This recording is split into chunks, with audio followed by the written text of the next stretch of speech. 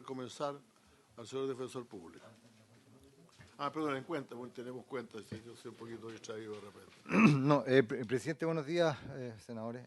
Muy cortita, hay una cuenta, en cuenta, se ha hecho presente la urgencia suma para el proyecto de ley que modifica la ley 20.000, que sanciona el tráfico ilícito de estupefacientes y sustancias psicotrópicas para tipificar el delito de suministración de drogas a una persona, sin su consentimiento o conocimiento.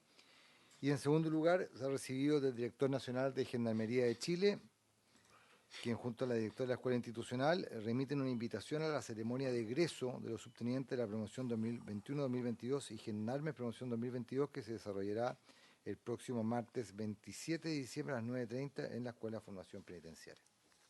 Eso, presidente. Hay que pedirle a las instituciones armadas que coordinen su actividad, porque yo tengo una destrucción de armas el día 27 a la misma hora, así que, en fin. No digo que vaya a ir, pero por lo menos. En fin, muy bien. Entonces, por favor, don Carlos, a sus órdenes. Muchas gracias, señor presidente, y por su intermedio saludar a los senadores, a todos, a todas aquí en la sala, y también agradecer la invitación. Para nosotros como institución es muy importante que seamos considerados y escuchar nuestra opinión, que nosotros intentamos dar una opinión técnica más allá de nuestro rol como Defensoría Penal Pública. Y también entregar toda nuestra experiencia que llevamos, señor presidente, para poder aportar en los proyectos de ley.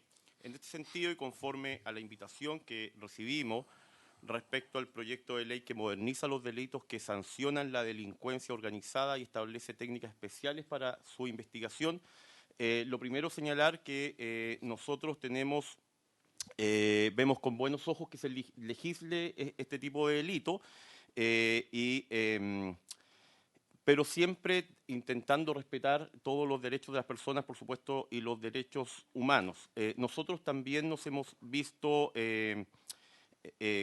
complicados por estos delitos, dado que ha habido un aumento en el crimen organizado y por supuesto que nosotros tenemos que asumir las defensas como corresponde. Pero también nosotros representamos a gente que ha estado cooptada también por estas bandas organizadas, no solamente en el medio libre, sino que también en el medio interno, que son víctimas de estos crímenes organizados, y nosotros tenemos que hacerlo ver, visibilizarlo y además realizar una defensa como corresponde.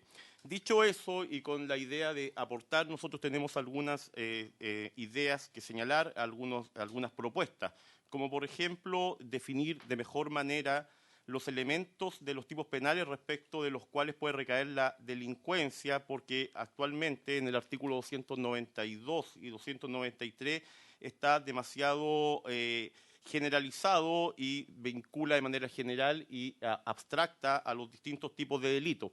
La manera de poner límite a esto, y también respetando la Convención de Palermo a propósito de la trata de personas, señor presidente, es a través de ponerle, tal como dice la Convención de Palermo, que la gravedad del delito, que dice que por lo menos para el crimen organizado la gravedad debe ser de un mínimo de 4 años. Y además debe señalarse que tiene que tener este crimen, estas asociaciones delictivas o asociaciones criminales, deben tener un objetivo económico, patrimonial. Entonces, con eso se hace una vinculación y un límite con respecto a lo que dice relación con el crimen organizado.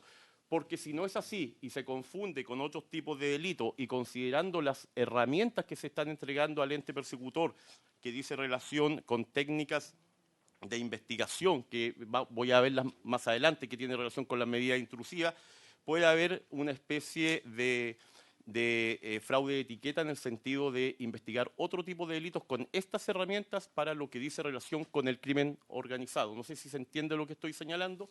Lo que señalo en definitiva que tiene que estar especificado que es para el crimen organizado con estos límites, porque si no se podrían utilizar herramientas procesales como medida intrusiva en otros tipos de delitos. Recomendamos a esta honorable comisión, a través, por su intermedio, señor presidente, que exista una norma que excluya la aplicación de tipos penales y técnicas de investigación relacionadas con criminalidad organizada a menores de 18 años. y esto dice relación también con la ley antiterrorista, que también que se excluye. Y esto es, señor presidente, porque la delincuencia juvenil es mayoritariamente de carácter expresivo y espontáneo, no anda buscando un fin económico, y además normalmente los menores no tienen capacidad de este tipo de organización, sino que simplemente son cooptados por estas bandas organizadas y pasan a ser víctimas de estas bandas, aprovechándose de la vulnerabilidad de los jóvenes o de los menores, señalando además que estas bandas tienden a aprovecharse de la vulnerabilidad de las personas. ¿Cuáles son los artículos de los cuales estamos hablando, por favor, para tratar de buscarlo en nuestro texto? Comencé con el 292 y el 293. En lo que me estoy refiriendo a los menores no hay artículo, es una propuesta que exista una norma que los excluya. Entiendo, muy bien, muchas gracias. Sin perjuicio es buena su acotación porque no los tengo anotados en la minuta, así que con mis asesores voy... Muchas gracias. Eso con respecto a eso... Perdón. Sí, no, perdón. Eso respecto a una primera parte que tiene que ver con el derecho penal sustantivo. Ahora, quiero enfocarme y a lo mejor detenerme un poquito más en general con respecto a las medidas intrusivas.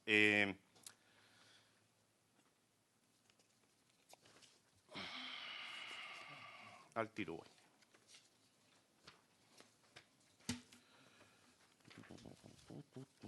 Acá está. Lo que señalamos con las medidas intrusivas es que actualmente, señor presidente, si usted se fija, las medidas intrusivas dicen relación con que existen requisitos legales. Por ejemplo, ciertos tipos de delitos tienen medidas intrusivas, la ley 20.000. O, por ejemplo, ciertas medidas intrusivas tienen ciertos requisitos, como una pena mínima, o que existan indicios, o que existan fundadas sospechas. Lo cierto es que nosotros señalamos, y esta es una crítica que no venimos haciendo solamente por lo que está señalando aquí el proyecto, sino que la medida intrusiva debe hacerse cargo de un estándar y de una regla general que consagre de manera expresa los principios que rigen las medidas intrusivas, que son requisitos de validez. Y aquí me quiero detener. Esos requisitos son la proporcionalidad, la necesidad y la idoneidad. Entonces, ¿qué está pasando? No basta con que el Ministerio Público señale que se cumplen los requisitos para otorgar una medida intrusiva al juez de garantía, sino que tiene que entregar los elementos y esos elementos deben ser valorados conforme a lo que estoy señalando. El principio de idoneidad, que dice relación con que la medida intrusiva es la que va a tener un resultado, es la idónea para llegar a un resultado. La necesidad, que dice relación que esa es la medida intrusiva necesaria y que con otra gestión de diligencia no se va a lograr el mismo resultado. Y la proporcionalidad, que es una ponderación que tiene que hacer el juez de garantía con respecto a si entrego esta medida intrusiva a las policías, evidentemente va a haber una infracción en los derechos constitucionales. Entonces, es proporcional dar esta facultad para transgredir un derecho constitucional solamente para lograr el resultado de la investigación. Al final es uno versus lo otro. Eso el día de hoy no existe en el Código. Entonces hoy día no existe ese estándar. Simplemente el Ministerio Público solicita la medida intrusiva, hay requisitos legales y el juez las otorga o no las otorga. El problema de las medidas intrusivas es que está en nuestro Código Procesal Penal el artículo 9, que evidentemente tiene que haber siempre, para dar una medida intrusiva, siempre tiene que ser otorgada por un juez de garantía. ¿Qué dice la doctrina? ¿Qué dice la ley? ¿Por qué se puede transgredir los derechos constitucionales de una persona? Evidentemente porque debe ser racional. Es evidente que se puede otorgar una medida intrusiva cuando racionalmente y con estos estándares que yo he señalado, el resultado que se busca es superior por el bien común. Pero hay límites, y el límite está en la Constitución, en el artículo 19, número 26, que señala la seguridad de que los preceptos legales que por mandato de la Constitución regulen o complementen las garantías que ésta establece o que las limiten en los casos en que ella lo autoriza, no podrán afectar los derechos en su esencia, ni imponer condiciones, tributos o requisitos que impidan su libre ejercicio. En definitiva es lo que señala el legislador, o sea, perdón, la doctrina, el principio general de derecho proporcional o prohibición de exceso. No puede haber un exceso en la medida intrusiva. ¿Y por qué señalo esto? Señalo esto porque no hay un control actualmente de las medidas intrusivas en Chile. A cualquier persona, a cualquiera de nosotros nos pueden pinchar el teléfono y usted nunca lo va a saber. No hay un registro de aquello. El senador de Urresti lo ha señalado una y otra vez solicitando registro. Me tocó venir hace un par de años atrás. Bueno, si están en conocimiento, efectivamente no hay registro de la medida intrusiva. Entonces uno dice, bueno, entonces, ¿cómo en definitiva se va a controlar esta medida intrusiva por la otra parte, por la defensa? Lo cierto, y aquí me permito una autorreferencia, por ahí por el año 2018 yo publiqué un estudio exploratorio con respecto a cómo se veían las medidas intrusivas. Y al final, haciendo una entrevista a los jueces de garantía con respecto al control de esta medida intrusiva, ¿qué señalaron en total de todos los jueces que yo interrogué? Me decía, mira, hay tres formas, o sea, yo llegué a esta conclusión, hay tres formas. Uno, que dice relación con, para no equivocarme, con tres modelos. El modelo de registro que tienen los tribunales, modelo de seguimiento y inexistencia de registro. El modelo de registro es que usted, fiscal, pide una medida intrusiva y el tribunal anota la medida intrusiva. Esto fue pedido por tal fiscal. El modelo de seguimiento es que no solamente pide la medida intrusiva, sino que también se hace un seguimiento de qué pasa con la medida intrusiva y cuáles son las otras diligencias intrusivas que va a solicitar después. Y una inexistencia de registro, que no hay nada. Y de los tribunales que entrevisté, el 70% no hay registro. El 10% el modelo de registro y el 70% no hay registro, el 20% tiene modelo de registro y el 10% modelo de seguimiento. Entonces, ¿qué pasa? Y esta es una práctica, no por supuesto de todo el Ministerio Público, sino que se van solicitando medidas intrusivas a distintos tribunales o distintos jueces hasta que son otorgadas porque no hay registro. Entonces lo que señalamos, lo que quiero explicar con esto es que es muy complejo, viendo el proyecto de ley, cómo se está abordando la medida intrusiva. O sea, no es posible que exista, por ejemplo, desde el punto de vista de la defensa o desde el punto de vista de los derechos constitucionales, que un fiscal pueda otorgarse a sí mismo la facultad de una medida intrusiva, como es la facultad que se le quiere dar en el artículo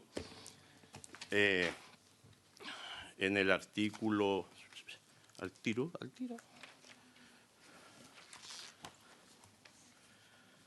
En el artículo 226,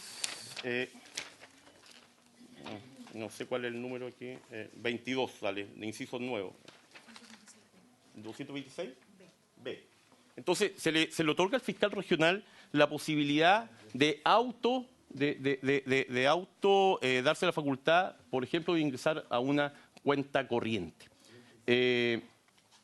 Eso, señor presidente, no es posible, no solamente por lo que dice el artículo 9, que tiene que ser la medida intrusiva tiene que autorizarlo el juez de garantía, sino que en el artículo 19, número 26, que acabo de leer, y lo peor de todo es que probablemente si se realiza eso, un juez de garantía va a declarar ilícita esa diligencia. Y si no la declara ilícita, un tribunal internacional, evidentemente que a través del control de convencionalidad puede ser, también se va a declarar ilícito. Y aquí viene otro tema que a nosotros nos llama la atención desde el punto de vista de la defensa con respecto a las medidas intrusivas.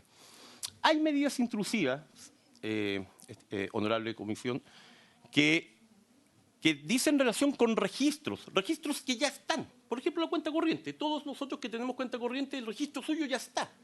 Entonces, el tema es, ¿por qué tiene que hacerse a través del fiscal y el juez la otorgación de la medida intrusiva sin tener el derecho nosotros de poder ir a defendernos al tribunal y señalar, oiga, ¿sabe qué, señor juez?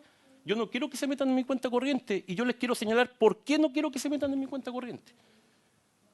Porque si yo tengo conocimiento de esto, no va a influir en el resultado de la gestión, no va, del resultado de la medida intrusiva, ¿no es cierto? O de la gestión, o de la diligencia, perdón, o de la diligencia. No va a influir porque ya está registrado aquel. Entonces, deme la oportunidad, como afectado de mi intimidad, a poder defenderme.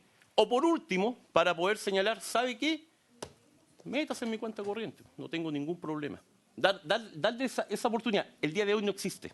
El día de hoy no existe esa oportunidad. Entonces, el artículo 236 del Código Procesal Penal señala esto como, lo que estoy señalando, como una excepción. O sea, es una excepción que sea en secreto, que sea sin conocimiento del afectado. Porque es evidente que si es para hacer un allanamiento, no le va a avisar al imputado. Si en eso estamos todos de acuerdo. Pero hay ciertos registros que ya no son modificables y tiene que darse la oportunidad al afectado de poder defenderse.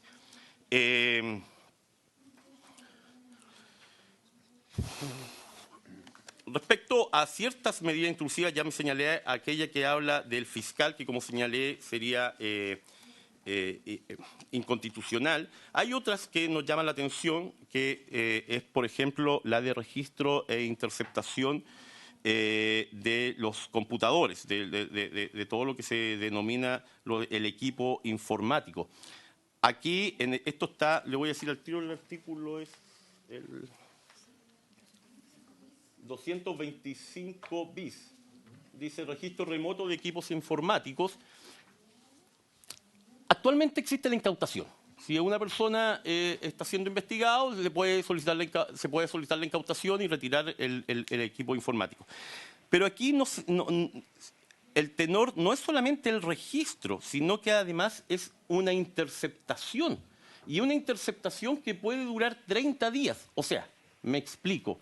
Usted está interceptado de su computador y usted durante 30 días va a estar interceptado. O sea, todo lo que pasa por su computador va a ser objeto de conocimiento del ente investigador. Y esto es bien complejo porque aquí, si usted, por ejemplo, sus claves, sus fotografías familiares, todo lo que tiene en el computador no es que a usted se lo incaute y es lo que ya pasó, lo que tenía, sino lo que va a hacer el día de mañana o el día de pasado mañana en su computador. Entonces, en definitiva, este tipo de registro, que señala un registro, pero es una interceptación que dura 30 días. A ver, si hacemos un símil, por ejemplo, con el allanamiento de su casa, usted tiene que pedir una orden para allanar su casa. Se allanó su casa, se fue la policía. Y si quiere allanar de nuevo, tiene que pedir de nuevo una orden. Pero aquí no. Aquí es mantener interceptada su vida informática por el ente persecutor. Eso nosotros creemos que es una infracción a la esencia de la intimidad de la persona. En el derecho alemán hay dos limitaciones donde no puede haber ningún tipo de medida intrusiva. Todo lo que dice relación con el desarrollo de la personalidad humana y lo que dice relación con la dignidad humana. Hasta ahí ellos señalan que es el núcleo fundamental, no me acuerdo la palabra exacta, el núcleo esencial. Ese núcleo esencial es intocable para los alemanes.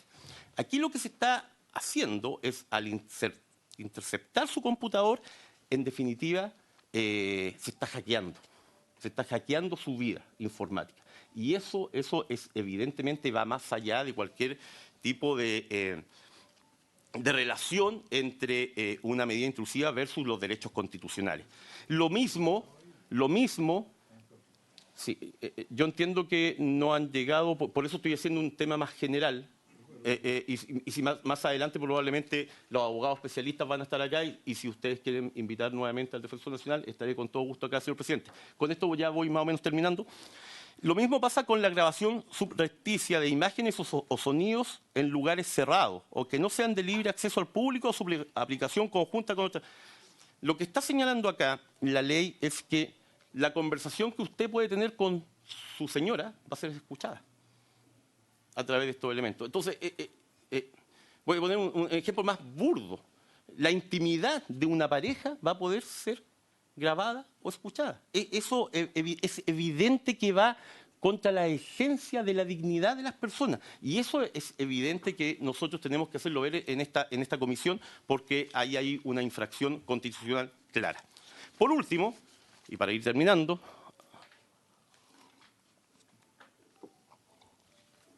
el comiso sin condena, que es una figura innovadora en nuestro derecho. La Defensoría Penal no es que nos opongamos al comiso sin condena, pero sí hay que tener cuidado con los tiempos procesales. Se plantea aquí el comiso sin condena de manera como un juicio aparte, paralelo a la investigación penal propiamente tal, al juicio, digamos, para hacer otro juicio para lograr el comiso. Bueno, primero señalar que aquí se amplían las medidas cautelares reales para ser solicitadas y tener cautelar, digamos, los efectos del delito. Así que no habría problema con respecto a los tiempos desde el punto de vista de lo planteado por nosotros, que es, mire, si va a haber un juicio de comiso sin condena, que sea posterior al juicio propiamente tal. ¿Para qué? Para evitar sentencias contradictorias. Por ejemplo, si a una persona se le condena al comiso, pero resulta que en el juicio paralelo sale absuelto porque el hecho ilícito no existió o porque no tiene ningún tipo de participación, ya la persona está condenada y probablemente ejecutoriado del comiso. Entonces, eso es una sentencia absolutamente contradictoria. Lo que señalamos nosotros es que exista el comiso sin condena, pero que sea por ciertas causales de absolución o sobreseimiento y que sea posterior al juicio penal. Es simplemente una propuesta que hace la Defensoría Penal Pública para que no haya sentencias contradictorias.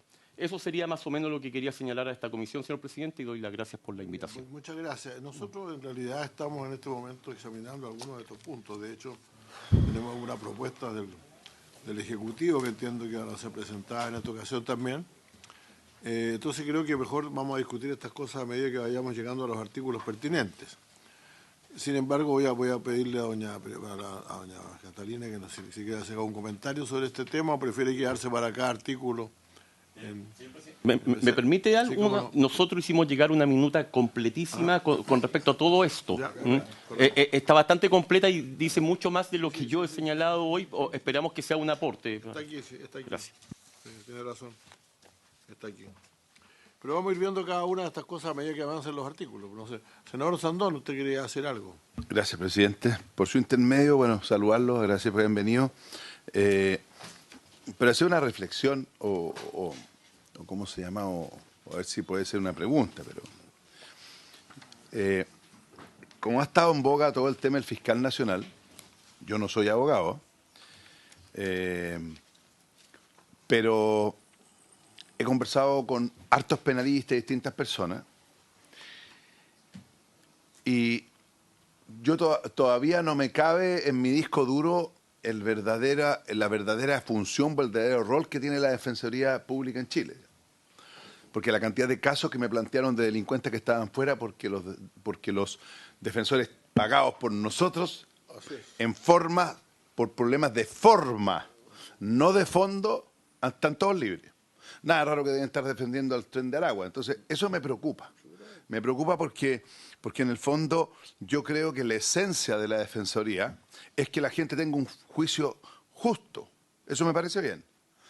Pero si un delincuente, por una cosa de forma que saben, ¿cómo podríamos controlar eso? Que a veces este tema, digamos, sí, impecable, y dio argumentos que son claros, que pueden afectar la intimidad, pero ¿dónde están los derechos de las víctimas? Al que entran a su casa. Y que a lo mejor por un tema procesal, de forma, el tipo sale libre por un defensor pagado por nosotros.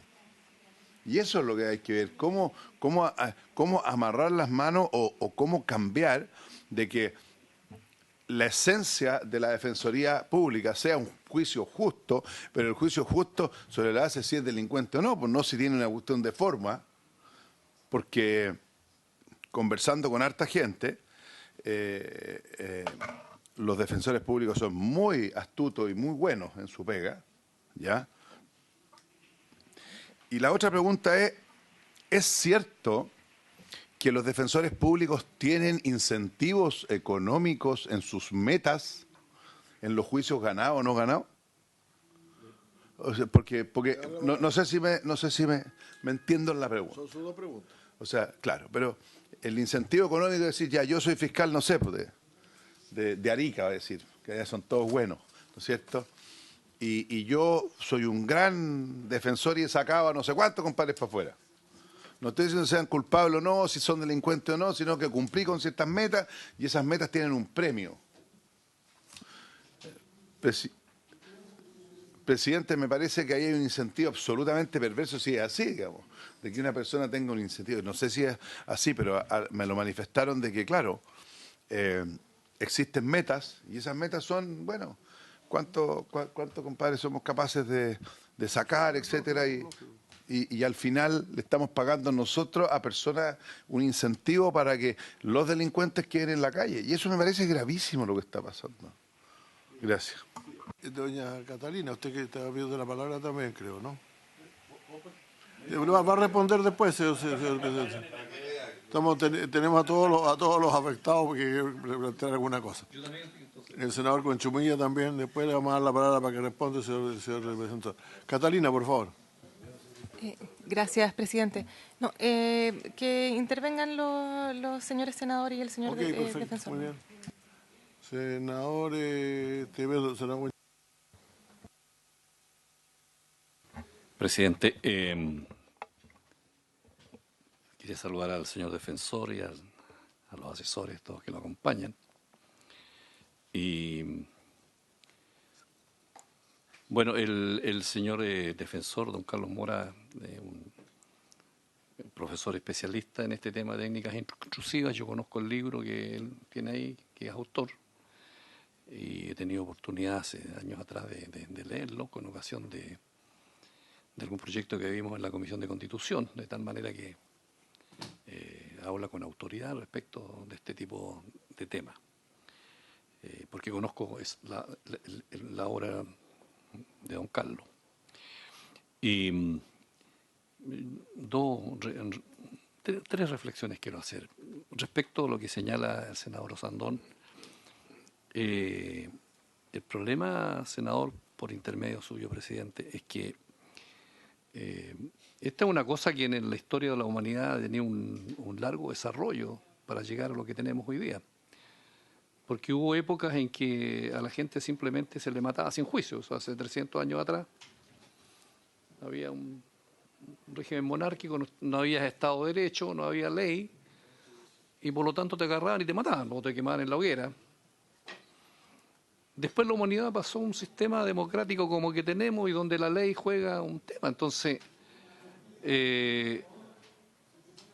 siempre la persona, mientras no la condenen, hay un principio que dice que hay que considerarla que es inocente, por el principio de presunción de inocencia, que ha estado presente por lo demás en todo el debate que hemos tenido a propósito de las platas públicas y todo lo que hemos visto en estos últimos años, donde han estado metidos también políticos y todo, dice la presunción de inocencia. Entonces la persona, cualquiera que sea, tiene derecho a tener un defensor, digamos, que lo defienda. Y el defensor tiene que hacer su pega, pues yo soy abogado, antes de ser diputado en 90, fui 20 años abogado litigador, y bueno, uno tiene que hacer bien su trabajo. Uno va a defender a una persona, tiene que utilizar lo que estudió en la escuela de Derecho, la formación que uno tiene, y el juez tendrá que aplicar, digamos, la ley, digamos. Eso es la cosa que han inventado los seres humanos para tratar de hacer justicia. La justicia de este mundo, digamos, que de repente podrá ser justa, que es otra cosa, si es justa o injusta, digamos. Pero no puede existir un sistema en que a una persona lo marquen con rojo y lo condenen y se acabó el problema, digamos, no tenga nada de derecho. Hasta Pinochet, que era un dictador donde había consenso de eso, en todas sus cosas tuvo un defensor. Y un defensor pagado por empresarios o pagado por el ejército, no sé. Bueno, tenía derecho a defenderse. Entonces, yo creo que ese es el tema. Entonces, eso es lo primero. Y lo otro es que yo no sé si hay incentivos o no hay incentivos, pero el Estado tiene la obligación de tener defensoría penal pública Porque aquí hay gente que tiene recursos y puede pagar su abogado, pero hay gente, y la inmensa mayoría de la gente que se ve sometida a proceso, digamos, necesita tener una defensa justa para que le coloquen al juez todos los argumentos. Entonces, yo creo que el tema está, y esta es la tercera reflexión que quería hacer, en las normas legales que coloquemos donde está el escenario con los límites, los derechos y obligaciones en que el juez y los abogados y los defensores se mueven. Entonces, a mí me parece que en el tema de las técnicas intrusivas, la legislación española va un poquito más adelante que nosotros, porque yo parto de la base que lo que dice el señor defensor, estamos hablando de crimen organizado. No estamos hablando del robo de un par de güeyes en el sur de Chile, digamos, como para meterle, ¿no es cierto?, técnicas intrusivas en su computador si es que lo tiene. Estamos hablando de crimen organizado. Depende de la raza de los güeyes. Sí, pero crimen organizado. De eso estamos hablando. En el delito de crimen organizado, que el defensor dice que habría que hacer algunas precisiones al 293, al 292, al 293. Lo vamos a ver con la minuta que él dejó, estamos de acuerdo. Pero yo creo que lo que tiene la legislación española es algo mucho más, sobre todo los sistemas informáticos. Porque estamos hablando que hoy día,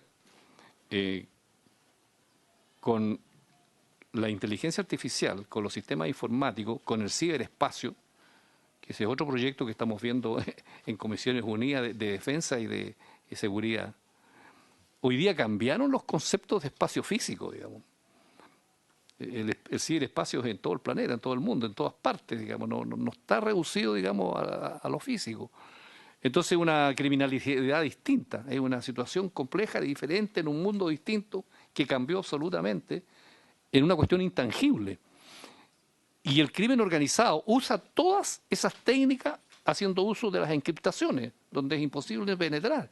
Entonces, estamos hablando de que existan, yo estoy de acuerdo que existan los principios de proporcionalidad, idoneidad, todo lo que señala el defensor, eso está en la legislación y creo que debe estar.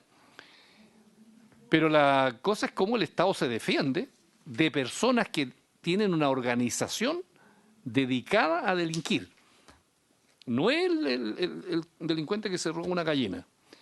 Entonces, si hay un proceso donde hay fundada sospecha sobre hechos determinados de la participación, entonces yo creo que el uso de las técnicas que da hoy día la moderna tecnología, como el uso de todos los sistemas de plataformas informáticas, incluso el uso de troyanos, ¿no?, de gusanos, de virus, de malware, como se le llama hoy día, el uso de drones, etcétera, todas cuestiones que están plenamente vigentes en la legislación española, digamos, sobre esta materia, que yo no he visto en este caso la legislación alemana, pero la española sí, me llevan a mí a que yo sea partidario de avanzar en el crimen organizado con esto. Pero precisando que estamos hablando de crimen organizado, no estamos hablando de las normas generales del Código Procesal Penal del 223 y siguiente, que se refiere a todo tipo de delitos, sino que tenemos que ver exactamente que estamos hablando del crimen organizado. De eso estamos hablando. Entonces, vamos a leer la minuta que nos trajo el señor defensor y yo voy a rememorar el libro que usted trajo y a lo mejor sería una buena tarea ponerlo, digamos, qué ha pasado en estos años con las nuevas situaciones y circunstancias que hemos tenido. Gracias, presidente. Solo un comentario, presidente. Sí, solo un comentario. Lo que pasa es que el senador Buenchumilla no parece que malinterpretó lo que yo dije. Yo no estoy diciendo aquí que no exista un juicio, sino que en el fondo existe un juicio justo, ¿ya? Para mí, un abogado que tiene la convicción de que su delincuente, o sea, que su víctima, o sea, su cliente o su defendido es un delincuente que cometió un delito, el tratar de sacarlo libre de polvo y paja, eso atenta contra cualquier ética, yo creo que cuando juraron como abogado. Eso no es un juicio justo. Eso es defender y sacarlo. Por eso esto además, esto de tanto hemos hablado de la defensoría de las víctimas, porque en fondo creo que parte del problema que tiene, que no es muy grave, pero sí es importante del tema de todo nuestro sistema penal, parte sobre la base también del valor, po. Porque usted usa un ejemplo de los bueyes. Es muy buen ejemplo, porque a lo mejor los bueyes son el sustento de toda la familia. Y aquí decimos los bueyes no valen nada, pero para ellos puede ser una fortuna. Y van a una casa, ¿no es cierto?, en un barrio de Temuco Alto, ya que no es Santiago, y se roban 20 millones en joyas, y es una brutalidad, es un escándalo, pero eso no es nada para esa gente, porque andáis con joyas sin joyas lo mismo, el otro quedó sin. O sea, el robo de la gallina puede ser muy importante si vende huevos.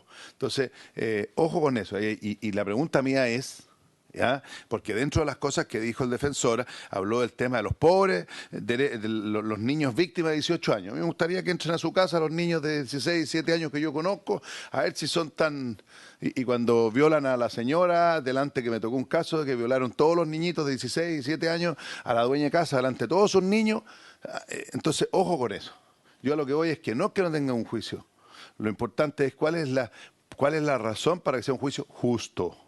Si yo tengo la convicción. Y no puede ser de que el juicio justo sea sacarlo y liberarlo de algo que se sabe que cometió un delito, y sobre todo por cosas de forma. Eso es lo que a mí me preocupa. ¿Ya? Tengo opinión sobre este tema y dejarlo registrado, y comparto lo que hizo el senador Buenchumilla respecto del crimen y también del crimen organizado. Además, yo creo que toda persona tiene derecho a defensa, punto. Estos juicios justos, todo el mundo tiene derecho al mismo juicio justo, y por lo tanto una cosa es contar con un abogado que lo defienda, y que lo defienda con todo, como corresponde. Porque de lo contrario no es un juicio, no es un juicio justo, pero en fin. Aunque esté comprobado que haya cometido un delito. No, es que eso lo van a comprobar en el juicio, pues. Eso lo van a comprobar en el juicio. Si no lo pueden comprobar en el juicio, entonces no está comprobado, pues. Que tengo, que muchos comprueban, pero como hay un problema de forma, ya da lo mismo. Son opiniones, yo las respeto a usted, ¿eh? Los respeto con mucho. En todo caso, no, este no es el tema, senadores. El tema son las medidas. El tema son las medidas intrusivas. Así que le vamos a dar la palabra al señor fiscal, al señor defensor, con la facilidad de responder a lo que le parezca de todo lo que se le ha dicho, pero recordando que esta discusión es sobre medidas intrusivas, no es sobre presunción de inocencia.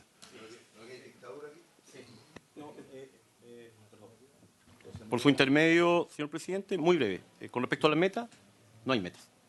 No, esa información no corresponde. No tenemos incentivos, no tenemos metas, sueldo, nada más.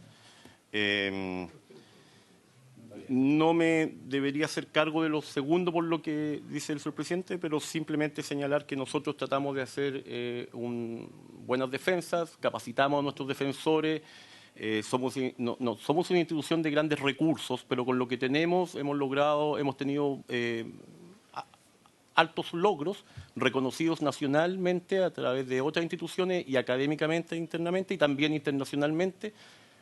Actualmente quien habla es vicecoordinador de la IDEF de toda Latinoamérica y anteriormente secretario general, y mi antecesor Andrés Manque fue coordinador general. Entonces hemos tenido una buena imagen.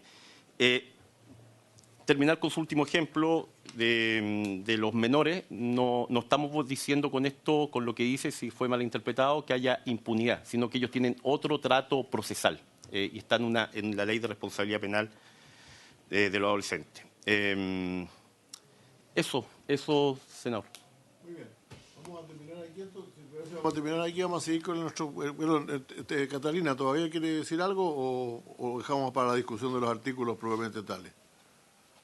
Quizás puedo ir abordando algunos de los puntos, pero mientras avanzamos en la discusión, si les parece bien, perfecto. Muy bien, presidente. muy bien. Señor secretario, muchas gracias. Señor defensor, yo quiero decirle que respecto de esta ley y de la siguiente, usted tiene siempre la posibilidad de enviar aquí a sus... O venir usted directamente o enviar a sus asistentes. De hecho, aquí, por ejemplo, no veo hoy día sí está la defensorita tal, la fiscalía, pues usted también está presente siempre. No he visto... Sí, por favor, ¿quién es? Tania Gajardo de la Fiscalía. Perdón, Tania, es que no veo su nombre en la pantalla que estoy aquí. Por Mauricio Fernández, el director de nuestra unidad, que se retiró, pero muy breve, si me lo permite. Si eso de los artículos que vamos a ver, preferiría que los viéramos primero. Porque... No, es una precisión de algo que dijo recién el defensor, por favor. Primero, lo de el acceso a las cuentas corrientes sin autorización judicial no viene en el proyecto, siempre es bajo autorización. Alzamiento de secreto bancario, tal cual como se ha sostenido hasta ahora y son las normas generales. ¿Y por qué no se da acceso? Porque para perseguir el camino del dinero, que es lo propio de, por ejemplo, la persecución del lavado tras el crimen organizado, si se da aviso, el dinero es retirado. Si se da aviso, la verdad es que se hacen transacciones que después impiden que uno realmente conozca el camino del dinero completo, que es lo que se busca justamente para desarticular al crimen organizado. También una precisión respecto de lo del derecho alemán que planteaba, sí está, nosotros tenemos los artículos del acceso a los datos, sobre todo en crimen organizado, está presente, organizaciones delictivas, como lo dijo el senador Buenchumilla, también en el derecho español. Y por último, el tema de RPA, si bien, claro, el sistema diferenciado está en la ley RPA y es lo propio y es lo que está de acuerdo a las convenciones internacionales, no hay una exención de responsabilidad penal respecto de la asociación ilícita. Por lo tanto, plantear desde ya que están los adolescentes cooptados por las asociaciones ilícitas y que no forman parte dolosamente de ellas sería por ley eximirlos de responsabilidad penal dentro de las asociaciones ilícitas, lo que estaría, por lo menos hasta ahora no está siendo discutido en este proyecto. De hecho, esta tesis de la defensa se presentó en un caso en Tarapacá y no tuvo lugar en el tribunal. Los adolescentes igualmente fueron condenados por asociación ilícita, un caso que fue bien conocido en la época del estallido. Pero esas precisiones no podrían quedar fuera las técnicas si es que igualmente pueden ser responsables de asociación ilícita o delictiva o criminal. Gracias. Muchas gracias. Seguramente estos temas van a volver a surgir a medida que vayamos avanzando en el proyecto. Hemos tenido, de hecho, tenemos algunas cosas que está planteando respecto a lo que aprobamos la semana pasada, así que entonces eso vamos a irlo viendo a medida que va surgiendo el proyecto. Lo que yo quiero es seguir hoy día, señores senadores, porque yo quiero recordarles que nosotros tenemos un compromiso. Primero tenemos una suma. No lo voy a despedir porque se quiere quedar. Si él se quiere despedir, se despedirá, pero él. Si tiene que partir, no hay ningún problema, señor defensor, por favor. Muchas gracias nuevamente por la invitación y todo lo que señalé se encuentra en la minuta y ahí está claramente. Muchas gracias. Muchas gracias. Vamos a invitar entonces al senador Buenchumilla leyéndonos la minuta a fondo, pero no tenemos el texto del señor defensor. Bueno, sigamos adelante, secretario, por favor. Muchas gracias, señor defensor, muchas gracias a usted, a su acompañante. Como digo, si alguno se quiere quedar o quiere permanecer o quiere ir, no hay ningún problema. No quiere estar con usted, parece. No quieren darme un juicio justo. ¿Estamos con quórum todavía? Sí, estamos con quórum. Tiene la palabra el señor secretario para decirnos en qué estamos y a qué atenernos. Presidente, en la sesión de la semana anterior, 13 de diciembre, quedamos en la discusión de la indicación 16, página 31 y siguientes. Ahí está el encabezado de la indicación, que es de los senadores Osandoni y Van Rysselberghi, y luego todo el contenido de la indicación está en las páginas 32, 33 y 34. Esta indicación plantea agregar este es el viejo 225 bis. Cuatro artículos, sí, 225 bis, 225 ter, 225 quater y 225 quinques. Precisar, señor presidente, en relación con esto, que la indicación plantea agregar un nuevo título a el Código Procesal Penal, un título segundo, que se denomina Registro de Remotos de Equipos, informáticos.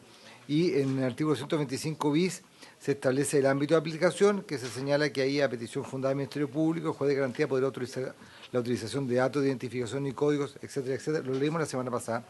Y precisar, presidente, que en la forma que está planteada la indicación y las normas que la contienen, es de general aplicación. No solamente respecto, en relación con lo que haya comentado el senador Buenchumilla, no solamente respecto de las situaciones de asociaciones delictivas o criminales, es para todo tipo de delitos. Sí, perdón. Sí, senador Sandón. No, para que la representante del Ejecutivo, que habíamos quedado aquí, iba en la mesa técnica. Es lo que proyecta hacer en este momento, precisamente. Adelante, por favor. Muchas gracias, presidente. Buenos días, señores senadores, por intermedio del presidente. Hemos estado, a propósito de la solicitud que se le planteó al Ejecutivo de revisar esta norma, de evaluarla, hemos estado conversando con los asesores y los senadores posibilidades de alguna modificación en esta norma. Sin embargo, todavía subsisten algunas dudas y algunas diferencias en cómo abordar algunos elementos. Por lo tanto, queríamos proponer si es posible que armemos un equipo técnico para no ocupar toda la sesión en la discusión de esta indicación y llegar para la próxima sesión en conjunto con una propuesta que deje satisfechas todas las inquietudes. Exacto. Todo lo que está en una hoja. Ustedes lo están viendo y van a conversarlo con los asesores de los señores senadores. ¿Está bien? Pero por supuesto. Entonces sigamos adelante, señor secretario, para seguir en marcha. Perfecto. Seguiría entonces. Pendiente la indicación que está en la página 32, 225 bis. Sí, toda la indicación dice que queda pendiente, presidente. Sí, exacto. Sí, toda la indicación dice que queda pendiente, que son, como he señalado hace un momento, son 4 artículos los propuestos. A continuación, en la página 34 está la indicación número 17 de Su Excelencia el Presidente de la República, que propone efectuar cambios al artículo 226 del Código Procesal Penal, que se refiere a otros medios de investigación, artículo que ya había sido objeto de enmiendas durante la discusión en general. La indicación plantea 2 cambios respecto de lo que se aprobó en general. Lo primero es sustituir la frase relativa a la pena, que eso ya en otras partes de este proyecto se ha hecho, y referirla a una pena de crimen. La norma dice: cuando el procedimiento tuviera por objeto la investigación de un hecho punible al que la ley le asigne, con indicaciones que haría a la que la ley le asigne pena de crimen, el juez de garantía podrá ordenar a petición del Ministerio Público el empleo de medios tecnológicos para captar, grabar, registrar y subrepticiamente imágenes o sonidos en lugares. Es decir, eleva el requisito para efectos de disponer este tipo de medidas, que se trate de delitos de mayor gravedad, es decir, aquellos delitos que tienen asignada una pena de crimen. Esa es la primera propuesta de cambio. Y la segunda propuesta es reemplazar en la parte final de este inciso, en aquella parte cuando dice: cuando ello fuere conducente al esclarecimiento de los hechos, es decir, poder disponer de esta medida cuando se tratara de delitos que tengan pena de crimen, y en vez de cuando ello fuera conducente, señalar cuando existan fundadas sospechas basadas en hechos determinados y graves que lo sean imprescindible para el esclarecimiento de los hechos. Es decir, las indicaciones en ambos temas para decretar otros medios técnicos de investigación elevan los estándares, las exigencias para que proceda esta medida, presidente. Muy bien, se ofrece la palabra. A mí me parece bien, pero voy a preguntar si los senadores, qué opinan los señores senadores, y procedemos a despachar esto. Senador Fartiselberghi, ¿sí están de acuerdo? Sí, sí. Ok. Entonces aprobamos la indicación número 18. La 17, presidente, se aprueba. Perdón, 17. Aprobada la indicación número 17, perdón. Se pueden observar ustedes que después hay otros cambios en la columna del medio, que esos no quedan, no hay cambios que han aprobado tal cual están en el proyecto en general, sí. Siga, luego la indicación 18 plantea el Ejecutivo reemplazar el artículo 226 bis, que se refiere a el ámbito de aplicación de las medidas de retención e incautación de correspondencia. Lo plantea una nueva redacción. El senador, para el senador que es Quintana, ¿no? Sí, es él, ¿no? En todo caso, efectivamente, ayer estuvo presente siempre el senador Quintana, dejamos claro. Ya. Señor secretario, sigamos, por favor. Bueno, el artículo 226A dispone el ámbito de aplicación de... Señala lo siguiente: las técnicas especiales de investigación previstas en este párrafo serán aplicables a la investigación de hechos que involucren la participación en una asociación delictiva o criminal, de acuerdo a lo previsto en el artículo siguiente. Es decir, esto es una cuestión específica, 35, específica para las asociaciones delictivas o criminales. Las medidas de retención e incautación de correspondencia y de obtención de copias de comunicaciones o transmisiones serán aplicables a la investigación según lo establecido en el artículo 218. Las medidas de interceptación y grabación de comunicaciones, de conversaciones o imágenes obtenidos en lugares cerrados o que no sean de libre acceso al público serán aplicables previa autorización judicial cuando existieren fundadas sospechas basadas en hechos determinados de la intervención de una asociación delictiva o criminal y su uso fuera imprescindible para el éxito de la investigación. El uso y la autorización de las medidas intrusivas indicadas en los incisos anteriores se regirán por las reglas generales establecidas en el artículo 222 del Código Procesal Penal, que ya ha sido objeto de análisis. Se ofrece la palabra sobre este punto. Sí, recordar, presidente, Senador solamente recordar, presidente, para efectos de una mejor comprensión, que en la página 27 y 28 del texto comparado, Sí. y también en la página 29 y 30 se introdujeron diversas modificaciones precisamente a este artículo 22 que se refiere a la aplicación general de las medidas Así es. intrusivas.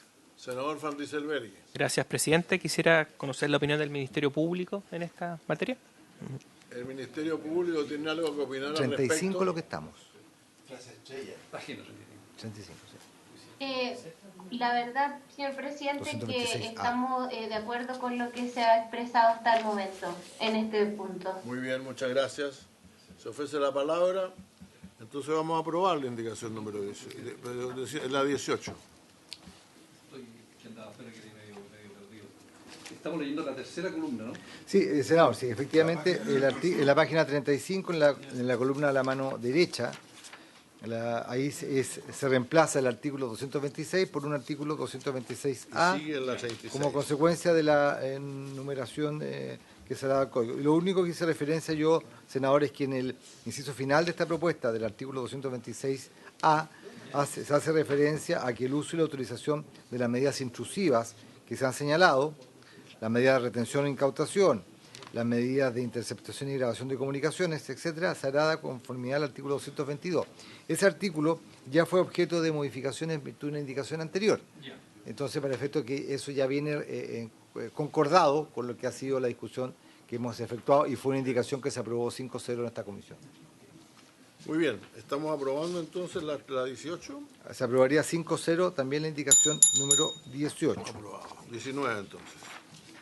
Sí. Luego, en la página 37, presidente, está una indicación del Ejecutivo, la número 19, que tiene por objeto también reemplazar el artículo 226 ter por un artículo 226b, que se refiere al ámbito de aplicación de la medida intrusiva que se va a señalar. Dispone lo siguiente: el fiscal regional competente podrá autorizar a funcionarios policiales determinados para que se desempeñen como agentes encubiertos o agentes reveladores, cuando sea necesario para lograr el esclarecimiento de hechos que involucren la participación en una asociación delictiva o criminal, establecer la entidad en intervención de sus responsables, conocer los planes de la asociación y prevenir la comisión de sus delitos o comprobar los que hubieran cometido. Es decir, al igual que la indicación anterior, la 18, presidente, esto es una norma específica también para medidas del agente encubierto respecto de asociaciones criminales o asociaciones delictivas. Agrega la norma que al autorizar las medidas, el fiscal regional deberá asegurarse que ella se limite a las acciones estrictamente necesarias para los objetivos de la investigación, que los agentes reveladores o infiltrados no induzcan a la perpetración de delitos y que la seguridad de los agentes reveladores o infiltrados se encuentre debidamente resguardada. El acto que autorice la medida será mantenido en poder del Ministerio Público en 2 registros distintos. Página 38, presidente. Perfecto, sí. Con todo, la información relativa a la verdadera identidad del agente se mantendrá únicamente en un registro. Esta es una cuestión que ustedes recordarán que fue planteada por el defensor hace un momento atrás. La autorización deberá consignar, además, la identidad supuesta con la que actuará en el caso concreto si la tuviere. Asimismo, el acto que autorice deberá: a. circunscribir el ámbito de actuación de dichos agentes de conformidad con los antecedentes y el delito de los delitos invocados en la solicitud correspondiente. B. Expresar la duración de la autorización, la que no podrá exceder de 60 días, siendo prorrogable por periodos iguales, debiendo cumplirse los mismos requisitos establecidos para su otorgamiento.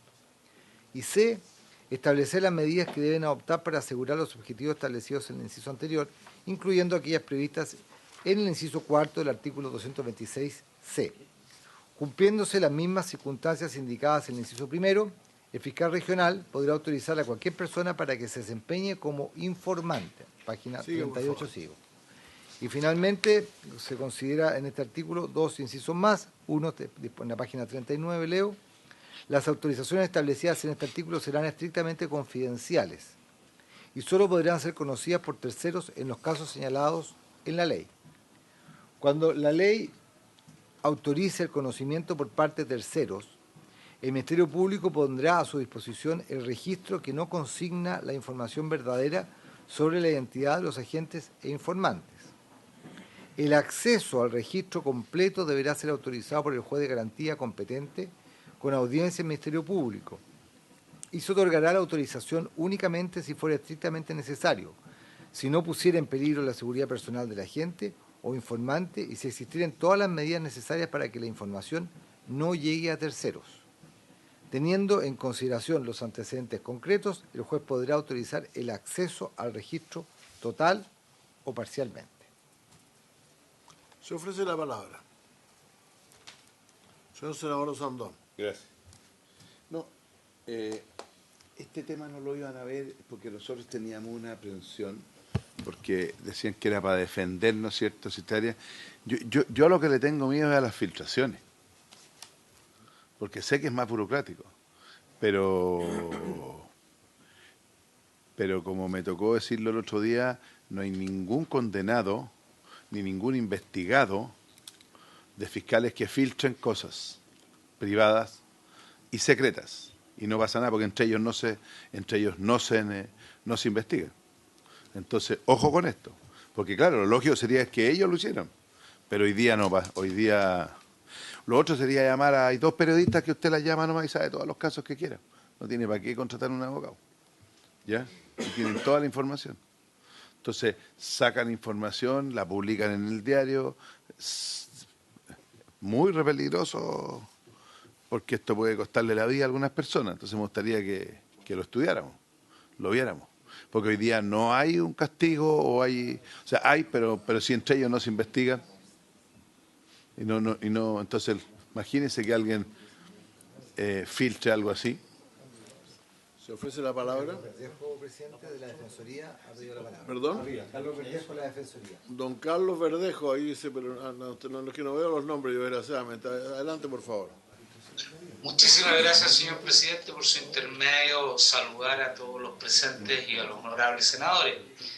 En este punto, solamente queríamos reiterar algo que ya se ha señalado, y es que como Defensoría Penal Pública estimamos y sugerimos que se mantenga la necesidad de que todas las autorizaciones sean previa orden judicial y no se entregue esa facultad al fiscal regional.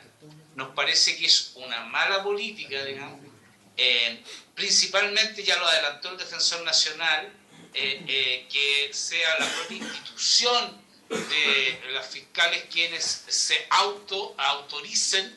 No parece ser una buena política.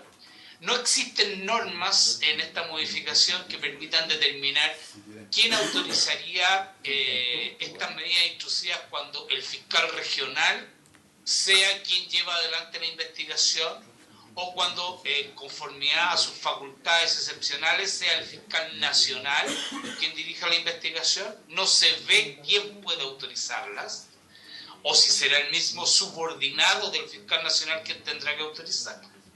Pero además, y con esto termino, nos parece que esta norma tiene graves problemas de constitucionalidad, porque es una atribución que se entrega a un fiscal regional, y las atribuciones al fiscal regionales están en la Ley Orgánica Constitucional del Ministerio Público. Y además, lo que se hace en la práctica con esta modificación es que se extraen las autorizaciones judiciales de este tipo de medidas intrusivas del Poder Judicial, de los tribunales de justicia, Y desde ese punto de vista, lo que la ley está haciendo es que está alterando o modificando la organización y atribuciones de los tribunales para utilizar los términos que utiliza el artículo 77, inciso segundo de nuestra Constitución. La ley orgánica constitucional relativa a la organización y atribuciones de los tribunales solo podrá ser modificada oyendo previamente a la Corte Suprema, de conformidad a lo establecido en la ley orgánica constitucional respectiva. Entonces, desde ese punto de vista, además, si se opta por sustituir a los tribunales de justicia por fiscales regionales, en nuestra opinión, habría que pedir la opinión de la excelentísima Corte Suprema antes de concluir la tramitación de este estudio. Tenemos observaciones de fondo e importantes como Defensoría Penal Pública respecto de cada una de las medidas intrusivas y de la regulación que se propone, pero por el momento nuestra intervención se va a limitar a resaltar la necesidad, la conveniencia de que todas las medidas intrusivas, incluidas estas que se comienzan a regular con esta indicación, sean autorizadas por el Tribunal de Garantía y no por la Fiscalía. Eso. Se ofrece la palabra. Yo les confieso que en todos los casos anteriores, incluso la semana pasada, tuvimos este problema, esta discusión sobre la autorización, la preautorización del tribunal. En este caso, estamos hablando de agentes de la ley que van a arriesgar su vida y esta gente no perdona, que quede claro. Así que yo estoy viendo. En este caso, no es lo mismo que si le vamos a interceptar el teléfono. Señor presidente. Entonces yo por lo menos quisiera que usted diera un poquito de vuelta a este asunto, se va a tener una opinión. Yo en general soy muy partidario de que haya autorización judicial para obtener cualquier evidencia que no sea obtenida de manera normal. Pero aquí estamos hablando de agentes encubiertos, para mí es relativamente distinto. Tiene la palabra, señora. Muchas gracias, señor presidente, por su intermedio. Dos cositas muy precisas. El artículo 25 de la ley 20.000 da exactamente la misma facultad al Ministerio Público en orden de los delitos de tráfico de drogas. Lo único que se está haciendo acá es que dentro del crimen organizado, que no es solo drogas en Chile, el Ministerio Público puede hacer lo mismo, que es nombrar agentes encubiertos o reveladores. En ambos casos se trata, como usted muy bien lo señaló, de técnicas especiales que no implican interceptar teléfonos, ninguna no se trata de garantías constitucionales por las que uno tenga que pedir cierta autorización al juez de garantía, solo reaplicar lo que ya está vigente en la ley chilena respecto a la droga, al crimen organizado en general. Y lo único que sí podría ser una cosa que tuviera algún impacto dentro de la Fiscalía es que para nosotros creemos que es más claro si se expresara igual que el artículo 25, el Ministerio Público podrá, sin tener que precisar si es el fiscal regional o es el fiscal que tiene a cargo la investigación, porque si bien puede ser el que tiene a cargo la investigación con autorización de su fiscal regional, si es que se quiere poner algún tipo más de control, pero de todas maneras podría surgir los problemas que se señalaron recién de qué pasa si la investigación la lleva el propio fiscal regional. Entonces quizás sería más clara la redacción si se redactara igual que el artículo 25 de la ley 20.000, es decir, el Ministerio Público podrá y lo que sigue. Y bueno, llegaste como hace 10 minutos atrás. Bueno, Muchas gracias. vamos a decidir este asunto. Yo creo que es un tema que cada uno lo siente en su piel de alguna manera, o sea, es bien simple. A mí me gusta el texto tal como está, el fiscal regional será responsable, pero no creo que tenga que estar pidiendo autorización porque ahí salimos perdiendo. Señor senador Buenchumilla. No, presidente, mire, yo tengo mi duda y no sé, estoy complicado. Por favor, no conversen. Si van a conversar entre ustedes, los invitados, por favor, asegúrense de tener los micrófonos correspondientes, porque aquí hay mucho ruido. Gracias, adelante. Lo que pasa, presidente, es que nosotros ayer tuvimos un debate en la sala complejo y difícil respecto del nombramiento del fiscal del Ministerio Público, donde este Senado y muchos senadores cuestionaron no solo la persona que se había propuesto por el presidente, sino que además la labor del Ministerio Público. Y paralelamente estamos aquí legislando, dándole más atribuciones al Ministerio Público. No estoy de acuerdo, presidente, con este artículo y creo yo que démosle una vuelta para que hagamos las cosas bien, digamos. Yo no estoy disponible para darle más atribuciones y además creo que debería venir la autoridad política del Ministerio Público para ver si tenemos que darle o no más atribuciones a los fiscales regionales o a los fiscales ayudantes o asistentes, no sé. No me parece, digamos, es un tema político de alto nivel para decirle, mire, funcionarios de la burocracia van a poder hacer esto. Entonces, démosle una vuelta, presidente. Yo estoy de acuerdo en que probablemente esto va a depender mucho. Podemos hacer una reunión, perdón, señor, podemos, por favor, gracias. Podemos tomar una decisión sobre este asunto, porque en realidad yo sería partidario de decidirlo ahora. Entiendo que el senador Buenchumilla tiene derecho a su... Pero no podemos detenernos más en esto, tenemos que tener despachado esto dentro del mes de enero y ya estamos sumamente atrasados. Yo soy partidario de que lo haga el fiscal regional. Encuentro que el fiscal nacional es mucho, encuentro que el fiscal local también es poco, digamos, no se hace responsable, y soy partidario de fortalecer mucho las fiscalías regionales con este tipo de atribuciones. Pero en todo caso, les sugiero que si el senador Buenchumilla quiere que lo veamos, lo votemos la próxima semana, yo no tendría ningún problema. Sí, por favor, presidente. Ok, entonces vamos a dejar pendiente esto hasta la próxima semana, por favor. Presidente, sí, solamente agregar, como lo he dicho hace un momento, la representante del Ministerio Público, la norma del artículo 25 de la Ley de Drogas. Eso es el planteamiento que ahí ella había señalado que es el Ministerio Público. Y en esa norma, además, agregar, presidente, que quizás es importante que se sepa, están definidos qué es lo que son los agentes encubiertos y qué es lo que son los agentes reveladores y qué es lo que es el informante. ¿Qué es lo que dice la ley de drogas? La Ley de Drogas dice el Ministerio Público. No lo identifica qué tipo de fiscal es la institución. El Ministerio Público podrá autorizar, y eso es lo que había planteado la representante, que fuera la institución. Y el Ministerio Público podrá autorizar a funcionarios policiales, a Casarega, determinados, para que se desempeñen como agentes encubiertos o agentes reveladores y a propuesta de dichos funcionarios para que determinados informantes de esos servicios actúen en alguna de las dos calidades anteriores, agente encubierto o agente revelador. Y después establece qué es lo que es el agente encubierto, dice que el agente encubierto puede tener una historia ficticia, cuál es el concepto del agente revelador, funcionario policial que simula ser comprador o adquiriente para efectos de la droga, y luego establece también el informante en quien suministra antecedentes a los organismos policiales acerca de la preparación o comisión de un delito.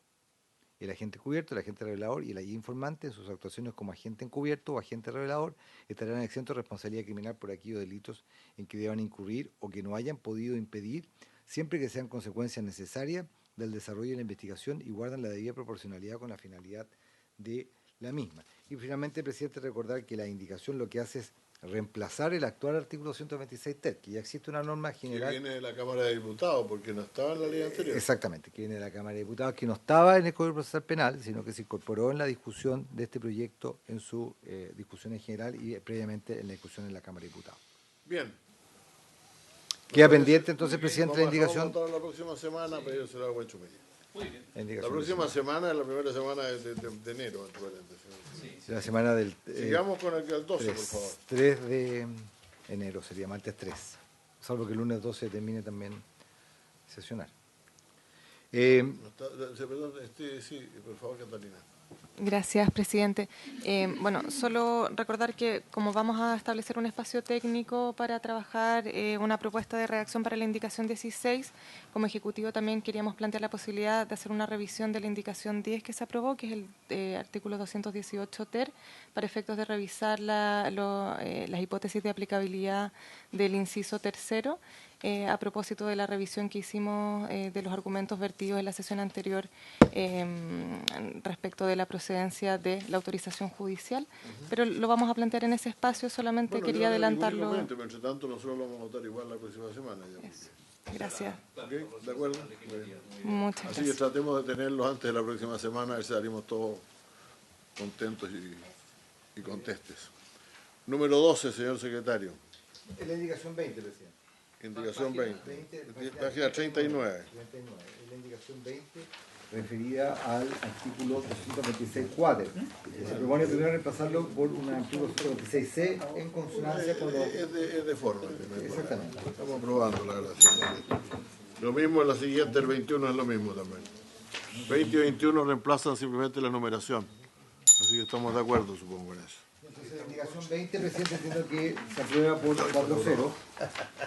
Se aprueba 4-0 la indicación 20. La 21, Es lo igual mismo. cosa, para reemplazar la denominación por letra C, que ha sido la nueva estructura. 4-0 en este caso. Son Sí, todas 4-0 las dos. porque Y luego otra ahí indicación se fue. 22 de su excelencia el presidente de la República, que incorpora un nuevo inciso al artículo 226, ahora C, referente a la gente encubierto. El nuevo inciso, página 40, columna a la derecha, dispone lo siguiente. El fiscal regional podrá autorizar a sí mismo la apertura de una cuenta bancaria. Eso están aprobados. No, la indicación 22 no, presidente. La obtención- 22. Sí.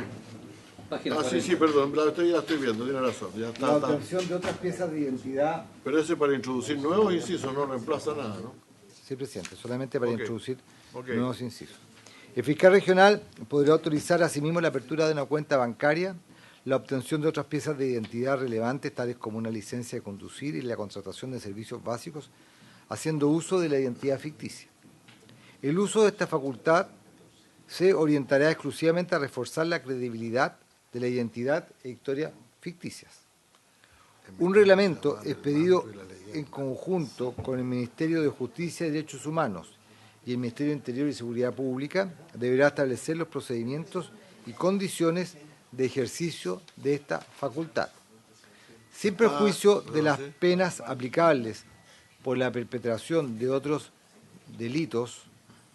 El uso manifiestamente indebido de las facultades asociadas a la historia ficticia será sancionado con la pena de presidio menor en su grado mínimo. ¿Estamos de acuerdo? Esto... ¿Le puede pedir a que le pregunte al fiscal? Se adelantó el No, estamos- senador Sandón. Me gustaría conocer la opinión del Ministerio Público en esta materia, Entiendo que estimado. estos son esenciales, son prácticas esenciales para un agente encubierto. Tiene que tener una identidad y tiene que tener una historia detrás de esa identidad. Y por lo tanto, la autorización de eso es parte, yo diría, de la autorización del agente encubierto. Pero si quiere decir algo el Ministerio Público, no hay problema. Señor presidente, muy de acuerdo con la norma propuesta, muy necesario. Hace falta. Muchas gracias. Muchas gracias. ¿Está aprobado entonces, les parece? No, presidente, No, no. señor No. Gómez Chumilla. No estoy de acuerdo, vamos, con darle facultades a los fiscales mientras no resolvamos la designación bueno. del fiscal nacional, es Entiendo. un tema político. Y además porque yo se lo planteo al Ejecutivo, no sé si el hecho de afectar derechos constitucionales puede ser entregado en definitiva a un reglamento del Ejecutivo. ¿Dónde está eso? Hay un problema, una duda de constitucionalidad. Lo que plantea el senador Buenchuvía con su venia de presidente es que la parte final del artículo dispone que la aplicación de la norma, que es la apertura de cuentas bancarias, la obtención de otras presentaciones, etcétera, se regulará de acuerdo a un reglamento expedido en conjunto por dos ministerios, el Ministerio de Justicia y Derechos Humanos y el Ministerio de Interior y Seguridad Pública, en la cual se establecerá el procedimiento y las condiciones para la forma en que el fiscal regional podrá ejercer esta facultad que se le está concediendo en virtud de esta disposición. Sí, por favor. Gracias, presidente. Solo hacer una aclaración sin perjuicio de lo que planteaba por su intermedio el senador Buenchumilla, de dejar esto pendiente a propósito que es una nueva atribución al fiscal regional. Mencionar que cuando se habla de apertura de la cuenta bancaria no estamos hablando de revisión de cuentas bancarias de sujetos investigados, sino que de entregarle a las personas que están actuando como agente encubierto la posibilidad de tener una cuenta para en virtud de esta nueva identidad supuesta, ficticia, ¿cierto?, para poder realizar transacciones, porque lo que ocurre hoy día es que solamente se les entrega una cédula de identidad y eso es lo único que tienen en el fondo para poder operar, y esta norma, la idea es que pueda dotársele de más herramientas para darle credibilidad a esta historia ficticia que lo acompaña. Muy bien. Imagínense que usted le dé un carnet y lo haga ser pobre. Sería un problema. Sí, presidente, mire. Esto es muy importante. O sea, Sí, pero cuando uno pone un accidente encubierto, en el fondo inventa una identidad, una razón para estar ahí, una cuenta corriente y todos los documentos que sean del caso. Esto, en la mayor parte de las agencias de inteligencia, esto ni siquiera se pone en duda la propiedad de esto. Me parece que estamos siendo muy prolijos al legislarlo. Porque no puede ser te llama Juan y anda a meterte en esta banda, pues. Tiene que llevar su identidad, y las bandas criminales investigan a sus miembros, pues. Por eso que cuando planteamos el tema de información, mal uso, filtración, etcétera, tenemos que aprovechar esta ley porque las penas son bajísimas. Que son bajísimas, entonces aquí tiene que si va a tener atribuciones el fiscal regional o los fiscales, tienen que tener penas graves para... Esto está en otra parte, en todo caso, está en discusión. Está hecho para crimen. La sanción está en inciso final y sale manifiestamente, o sea, hay una carga fuerte y la pena es muy buena. Sí. ¿Usted prefiere dejarla de nuevo? El problema es que esto es urgente, hay que sacarlo. Léase en la página 41, usted que es abogado, el inciso final dice: sin perjuicio de las penas aplicables, permiso presidente, por la perpetración de otros delitos, el uso manifiestamente indebido de las facultades asociadas a la historia ficticia será sancionada con la pena de presidio menor en su grado mínimo. Sí, pero eso no es para el crimen organizado, eso es para la persona que usa indebidamente... No, claro. Sí. Se inventó su manto y su leyenda propia para hacer esta cosa. Esto, lo tengo claro, pero tiene que haber, eso hay que subirle para que valga la pena. Mire, yo entiendo perfectamente el punto suyo, pero una cosa son los servicios de inteligencia, ¿no es cierto?, que buscan información en fuentes cerradas para el Estado y su gobernante, y otra cosa es que estamos legislando en un código procesal penal, digamos, donde hay juicios pendientes, etapas distintas, porque aquí no hemos conversado si esta facultad se usa al inicio de la investigación, en calidad de imputado, cuando está formalizado. ¿Qué circunstancias procesales hay? Es distinto a los regímenes de los servicios de inteligencia, que yo soy partidario igual que usted. Bueno, pero yo creo que más la investigación contra el crimen organizado es casi más urgente que los servicios de inteligencia, pero en fin. Bueno, yo no tengo inconveniente en dejarlo. Votemos estas dos cosas al comenzar la próxima sesión, presidente. ¿Qué le parece? Y habiéndose cumplido el objeto de esta sesión, ya se levanta.